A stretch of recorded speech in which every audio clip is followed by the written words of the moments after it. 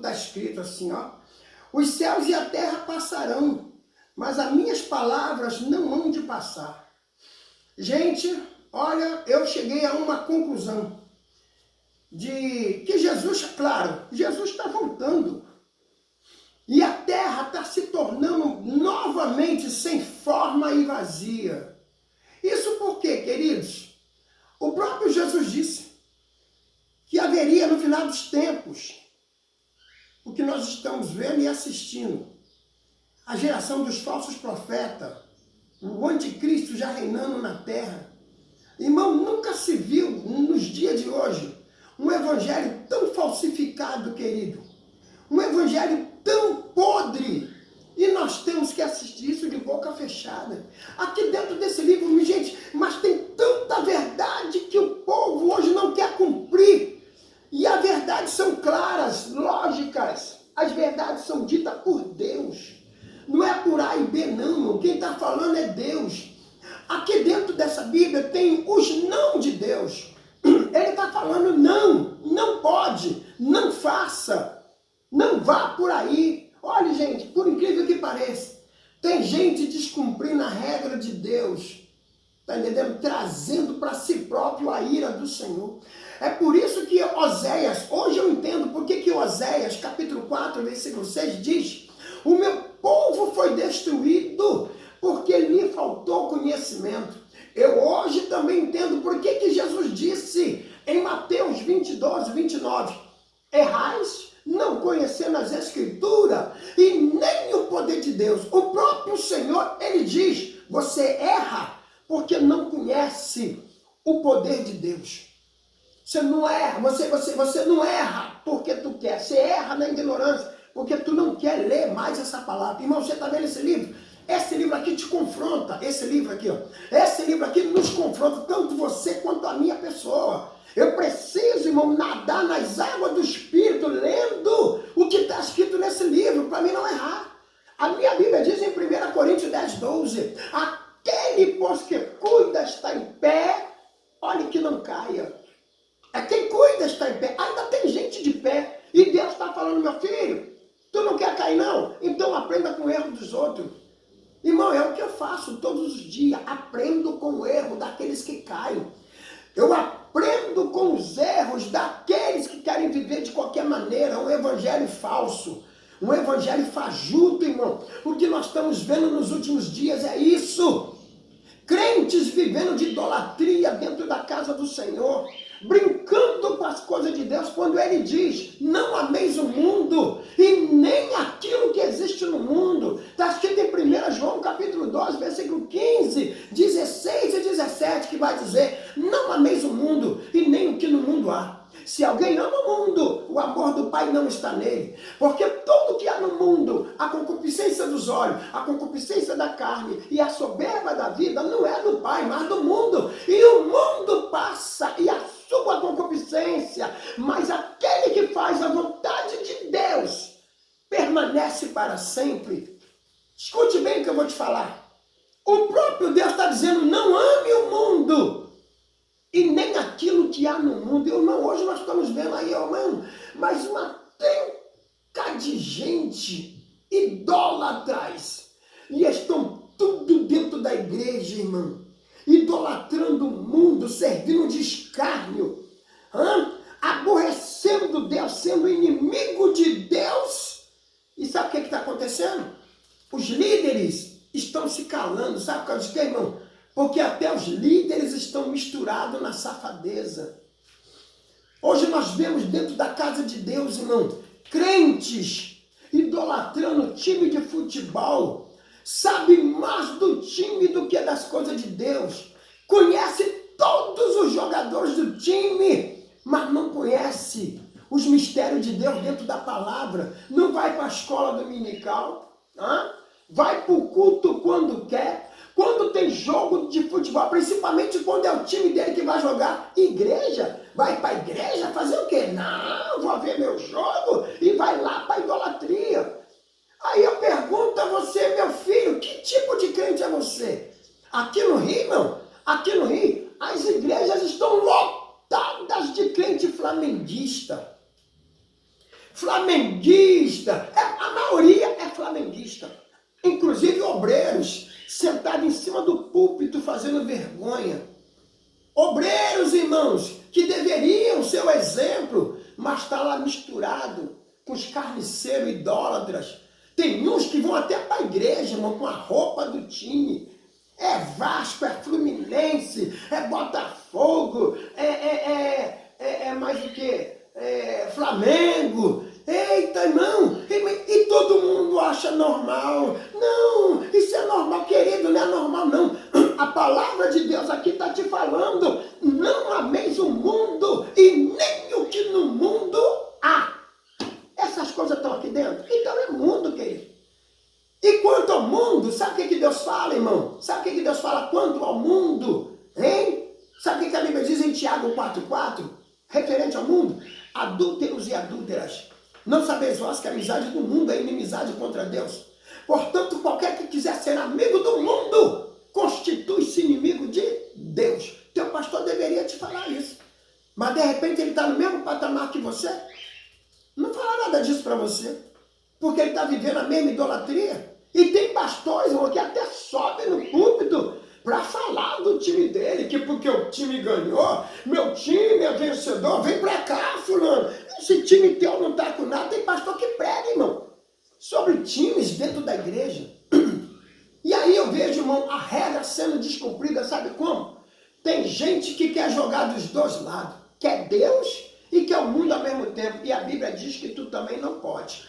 Você já leu Mateus 6,24, que está escrito? Ninguém pode servir a dois senhores, porque ou há de amar um e odiar outro, ou se dedicará a um e desprezará o outro. Não podeis servir a Deus e a mamão. Aqui, ó, os dois, não tem como.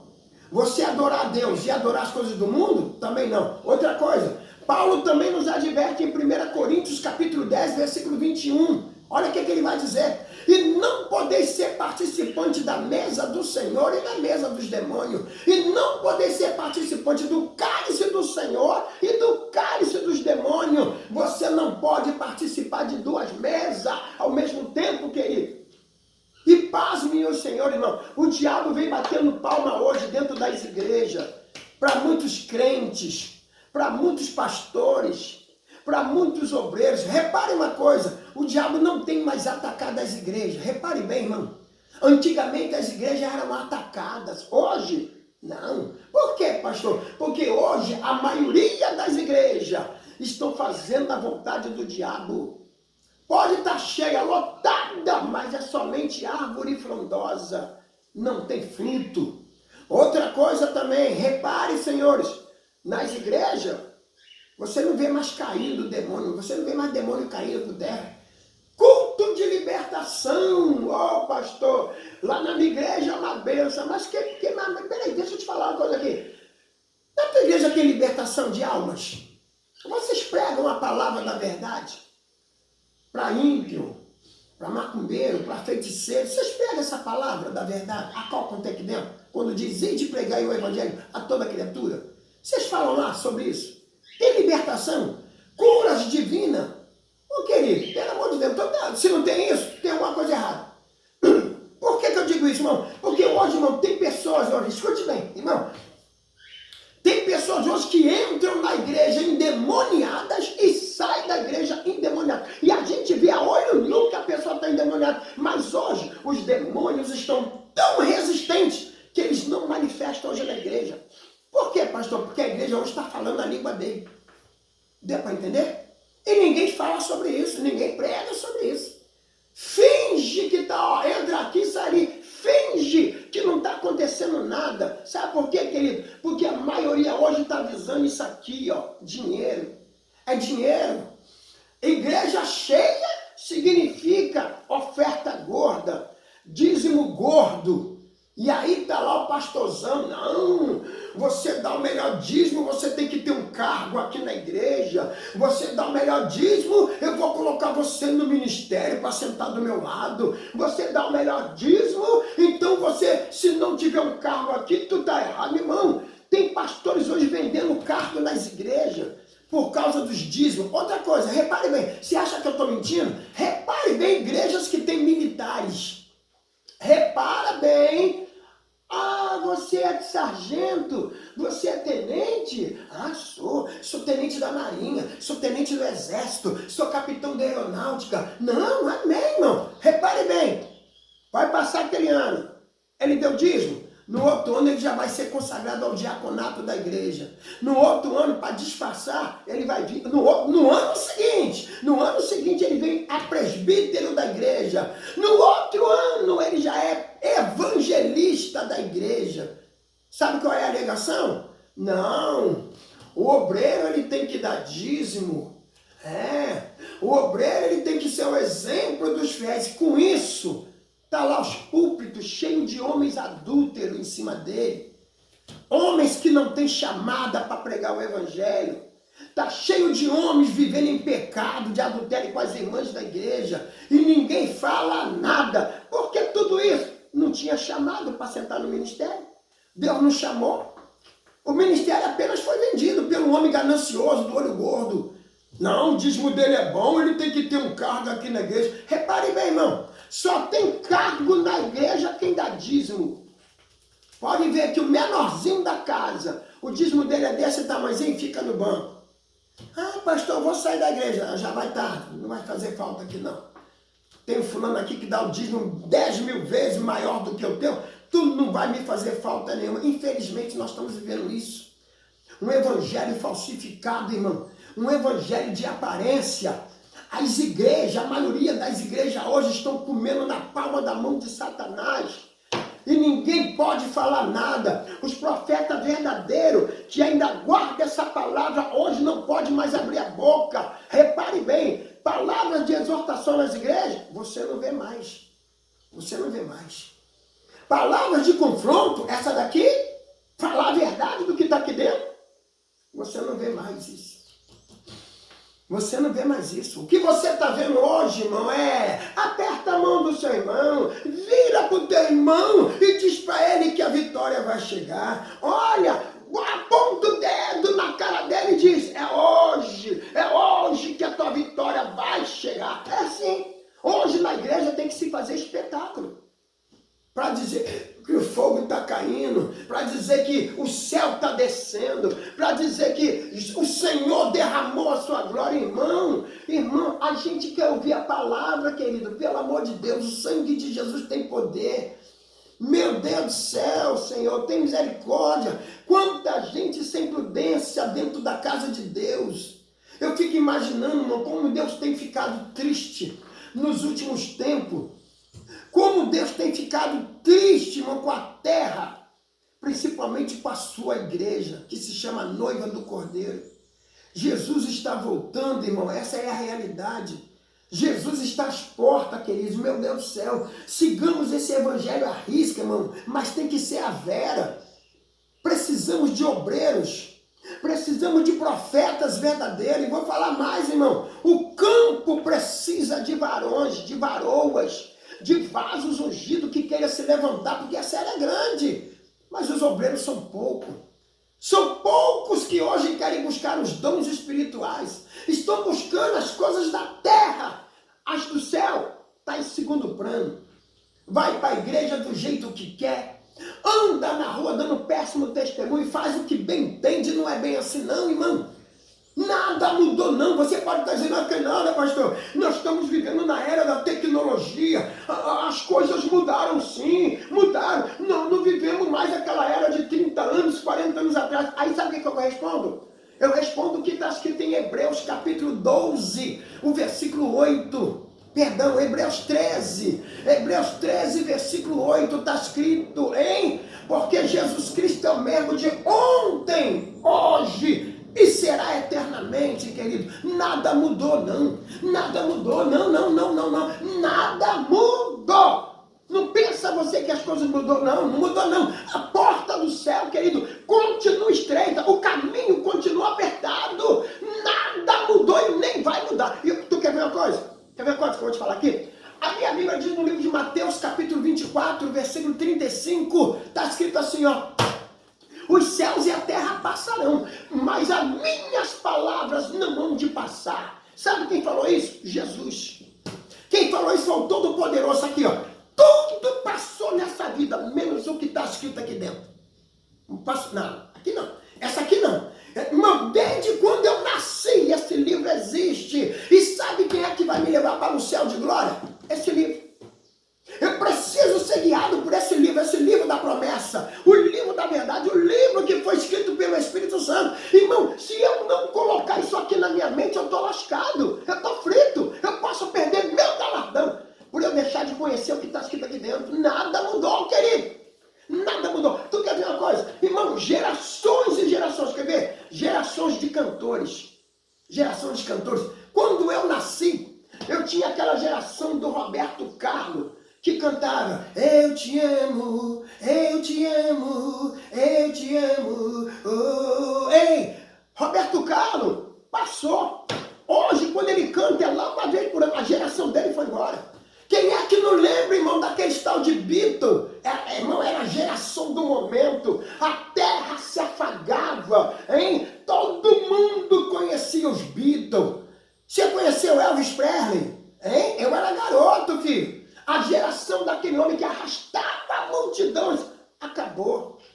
Vindo mais pra cá, você conheceu Michael Jackson? Foi o homem mais conhecido do planeta, querido. Arrastava quase que o mundo todo para ele. A geração de Michael Jackson foi por terra. Isso só para você entender que tudo isso e outros mais de gerações passaram. Menudo, lembra de Menudo? Você que era garoto na adolescência, tem gente que chegou agora, tem 12, 13, 14 anos, não sabe o que é isso, hein? Mas a geração desses homens grandes passou, querido.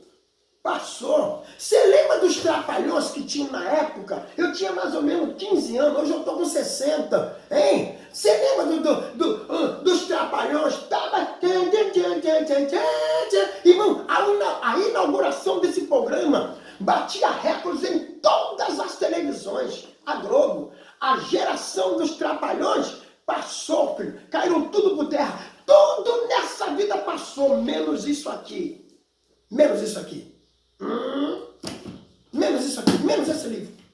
E agora, me diga, a palavra está dizendo: os céus e a terra passarão, mas as minhas palavras não vão de passar. Então presta bem atenção, se a palavra de Deus não passou, o que está aqui dentro também não passou. A porta do céu, querido, continua estreita. Ela não enlargueceu. Para o evangelho que nós estamos vendo hoje, a porta parece que escancarou. Não, Deus vai levar todos nós aqui para um céu de luz, um céu de glória. Não vai não, porque a minha Bíblia diz que naquele dia muitos serão chamados e poucos serão os escolhidos, querido.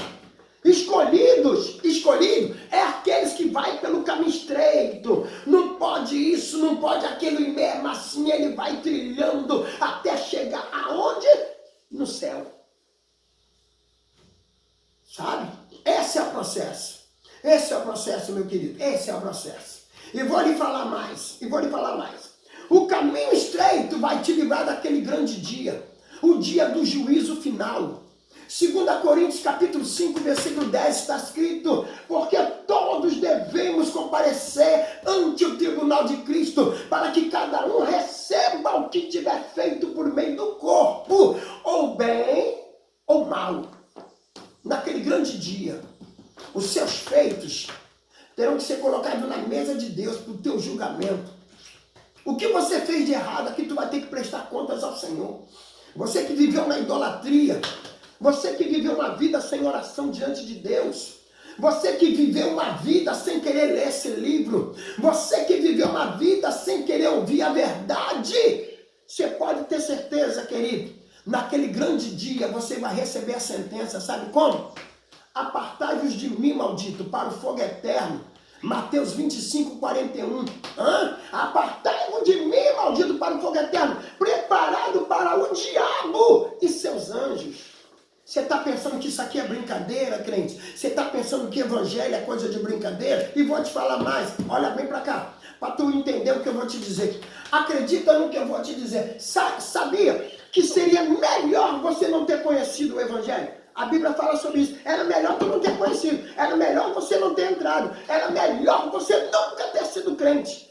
É crente, mas está desviado. É crente, mas não conhece Deus. É crente, mas não consegue assimilar com as coisas de Deus. É crente, mas não sente a presença de Deus. É crente, mas ama o mundo. É crente, mas dentro da igreja não dá crédito à palavra. É crente, mas não gosta da palavra. É crente, mas não gosta de escola dominical. É crente, mas não gosta de aprender. Naquele grande dia, naquele grande dia, escute bem o que eu vou te falar aqui. Naquele grande dia tu há de prestar conta. Sabe por quê? Porque Deus está te falando, seria melhor você não ter conhecido esse evangelho.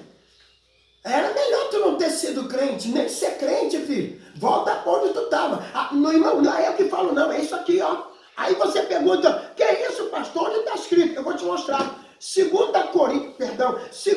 Pedro, livro de 2 Pedro, capítulo 2. 2 Pedro, capítulo 2, o versículo, vou falar os três, o versículo 20, 21 e 22, mas eu quero falar o 21, somente o 21. A Bíblia diz, porque melhor lhe fora não conhecerem o caminho da justiça, do que conhecendo-o, desviarem-se do santo mandamento que lhe fora dado. 2 Pedro 2, 21 está escrito isso.